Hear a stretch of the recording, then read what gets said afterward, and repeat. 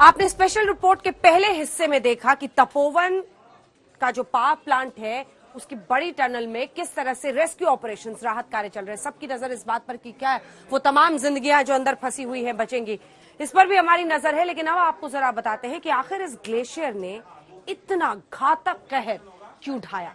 कई लोग ये सवाल उठा रहे हैं कि क्या जब इस तरह से ये हिमस्खलन हुआ और सब कुछ तबाही मच रही थी, एनटीपीसी का सायरन आखिर क्यों नहीं बजा।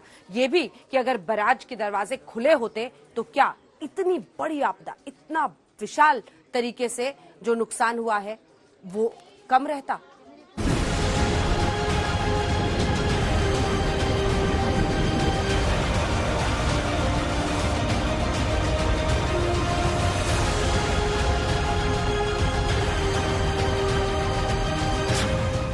ऐसी तबाही पहले कभी नहीं देखी। देखते ही देखते सब पानी पानी हो गया। घर, सड़क, पावर स्टेशन, दुकानें, जिंदगी सब बह गई। लेकिन जब ये ग्लेशियर टूटा तो तबाही कैसे आई? तबाही के ग्लेशियर ने कहर कहां-कहां बरपाया, कहां-कहां कितने लोग मौत के मलबे में दफन हो गए और तबाही की साइट पर कैसे रेस्क्यू ऑपरेशन चल रहा है। आज तक के रिपोर्टर ऑपरेशन जिंदगी के गवाह बन रहे हैं और सबसे बड़े रेस्क्यू ऑपरेशन की एक एक तस्वीर कैमरे में कैद कर रहे हैं। आज तक इस आपदा का दर्द समझ रहा है, महसूस कर रहा है। हिम्मत और जज्बे के साथ आपदा की एक एक साइट पर खड़ा है।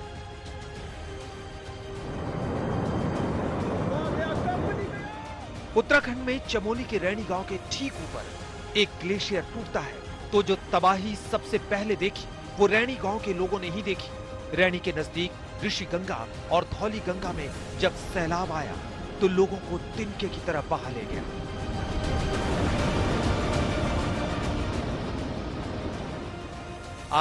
आज तक की रिपोर्टर मीनाक्षी कंडवाल धौली गंगा वाली साइट पर तबाही के निशान देख रही हैं। यकीन मानिए ये ग्राउंड रिपोर्ट रोंगटे खड़े कर देगी। यही वो इलाका है धौली गंगा का जहां पर कल सैलाब आया और ये दरअसल हादसे की दूसरी साइट है जो इस वक्त आप देख रहे हैं। अभी आप आज पानी की स्थिति देखिए, हालांकि अभी कल के मुकाबले स्थिति बहुत बेहतर है और सबसे अच्छी बात यह है कि मौसम खुला हुआ है, मौसम साफ है। आपको याद होगा 2013 में जब केदारनाथ की आपदा आई थी तो उस समय कितनी तकलीफें आई थी। 48 घंटे बाद ऑपरेशन जो है वो शुरू हो पाए थे। अब जरा महेश दूसरी तरफ दिखाइए वहां पर जो गाड़ी निकल रही है। महेश दूसरी तरफ दिखाइए जरा एक बार। ये जो आप देख रहे हैं दरअसल इन गाड़ियों से मलबा हटाया जा रहा है क्योंकि जो अंदर टनल है उसमें दरअसल मलबा काफी भरा हुआ है और यही इस वक्त चिंता का विषय है क्योंकि जब मलबा हटेगा तब जाकर जो गढ़वाल स्काउट्स हैं, आईटीबीपी की टीम्स हैं, एसडीआरएफ की टीम्स हैं और बाकी वॉलंटियर्स हैं वो भीतर जा पाएंगे। अब तक करीब 20 लोगों की मौत हो चुकी है और 200 से ज्यादा लोग लापता हैं। अब आपको ये समझाते हैं कि आखिर इतनी बड़ी तबाही क्यों मची। चश्मदीद खुद तबाही वाली साइट की पूरी ज्योग्राफी समझा रहे हैं। ऊपर से सैलाब आया और सैलाब सीधा बैराज से टकराया। यहाँ एक तरफ एनटीपीसी की दीवार है, दूसरी तरफ एनटीपीसी की 2 सुरंग है। जिस वक्त सैलाब आया बैराज के 3 गेट बंद थे, सिर्फ एक खुला था जिससे सैलाब काफी देर तक रुका रहा और दूसरी तरफ टर्न कर गया और सुरंग में भी मलबा घुस गया। बड़ी बात यह कि एनटीपीसी में कोई सायरन भी नहीं था जिससे लोग सुनकर भाग पाते। चमोली उत्तराखंड की टूरिज्म बेल्ट का एक अहम हिस्सा है। यहाँ पर बड़ी तादाद में लोग पहुँचते हैं, आते हैं यहाँ की खूबसूरती के लिए, आध्यात्मिक यात्रा के लिए, देवी देवताओं के दर्शन के लिए। लेकिन इन सब के बीच जैसे ही 7 फरवरी को माफ कीजिए खबर आई कि यहाँ पर आपदा आई है, लोगों को एकदम से याद आया केदारनाथ में 2013 में हुआ हादसा। लेकिन आप अगर यहाँ पर परिस्थिति देखिए, जो पानी आपको यहाँ पर ये बहता हुआ दिखाई दे रहा है इसका लेवल इस वक्त बहुत कम है। लेकिन कल ऐसा नहीं था। कल क्या परिस्थिति रही होगी इसका अंदाजा आप वहां चट्टानों पर पानी के निशान से लगाइए तो आपको अंदाजा लगेगा। जो परिस्थितियां आपको दिखाई दे रही हैं, पानी का लेवल कम है लेकिन कल जब पानी आया एक सैलाब की तरह आया तो सीधे वहां पर जो आपको बांध दिखाई दे रहा है उसे तोड़ता हुआ, उनके गेट को तोड़ता हुआ पानी आगे बढ़ा। ये एक ऐसी तस्वीर थी क्योंकि सवेरे के समय यह हादसा हुआ तो कई ऐसे लोग थे जिन्होंने इसे अपनी आंखों से देखा, मोबाइल में कैप्चर करने की भी कोशिश की। ऊपर से जब बाढ़ आई थी तो काफी पानी बिखर रहा था, एक सैलाब पूरा एक साथ पानी आया। हमारा कोई भांजा भी यहाँ पे जॉब करता था, हमने उसे फ़ोन किया कि भाग जा, तो इतना बोलते बोलते वो भागते भागते कोशिश की लेकिन नहीं भाग पाया। काफ़ी इधर से कंपनी की दीवारें लगी हुई है, इधर सुरंग है, रास्ता एक ही था उधर की तरफ। और कंपनी की तरफ से क्या था कि जो ये बैराज के गेट हैं, ये 3 गेट बंद थे, एक खुला था। जो सैलाब आया वो गेट के कारण काफ़ी देर तक रुका रहा और वो इधर को टर्न कर गया, काफ़ी मलबा सुरंग में घुस गया। कंपनी की तरफ से कोई इमरजेंसी सायरन भी नहीं था कि जो लोग भाग पाते। अब इलाके के लोग एनटीपीसी पर अपनों की मौत का ठीकरा फोड़ रहे हैं, साथ ही प्रशासन को भी कोस रहे हैं और कह रहे हैं कि संडे के दिन भी क्यों काम करवाया जा रहा था। अगर छुट्टी होती तो इतना भयंकर हादसा शायद ना होता। कौन है भीतर जो अभी छोटा भाई है। अच्छा, आप लोग एक ही परिवार से हैं। मैम आप भी आगे आइए। आपका नाम क्या है? दीपा चौहान। आपको कब पता चला सबसे पहले कि इस तरह की? 10 बजे पता चल गया था।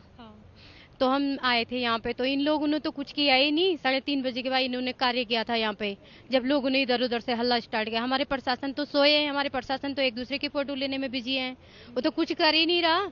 अभी इन लोगों को बोलो ना, आपने संडे को कार्य क्यों करवाया? इन लोगों की किसी भी वर्करों की 3 महीने से सैलरी नहीं आई। जितना हाथ इसमें, सबसे बड़ा हाथ इसमें एनटीपीसी का है। एनटीपीसी ने संडे को वर्क क्यों कराया? 4-5 महीने से पेमेंट नहीं दे रही है, उसके बावजूद भी एनटीपीसी की एक मशीन नहीं है, सिविल की मशीन आई है। एनटीपीसी की पूरा हाथ इसमें एनटीपीसी का है।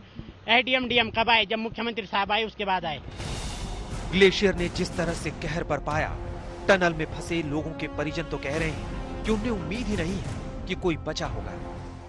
सरकार से भी और कंपनी से भी चाहते हैं कि जितना जल्दी हो सके सभी के बच्चों की जान बचाई जाए। अगर कोई बचता है तो भाग्यवश, वैसे मुझे इस टनल को देख के लगता नहीं है कि कोई बच्चा अंदर जीवित होगा, वो तो परमात्मा ही है। हालांकि बचाव कार्य बहुत तेजी से चल रहा है। खुद केंद्रीय मानव संसाधन मंत्री रमेश पोखरियाल निशंक ने तबाही की साइट का दौरा किया, क्योंकि निशंक उत्तराखंड के सीएम रह चुके हैं। उन्होंने बताया कि एक टनल में रेस्क्यू ऑपरेशन पूरा हो चुका है, जबकि 3 किलोमीटर लंबी दूसरी सुरंग में 20 मीटर तक देवदूत पहुंच चुके हैं। आप देख रहे हैं कि क्या परिस्थितियां हैं सारा का सारा, और जिस तरीके से पूरा मलबा अंदर गया है, तो हमारे जवानों के लिए सामने काफ़ी चुनौती भी है। लेकिन जिस तरीके से आईटीबीपी ने और हमारे सेना के लोगों ने, हमारे फोर्स के लोगों ने काम किया है और लोगों को पहले टनल से जिंदा बचा करके बाहर लाए हैं।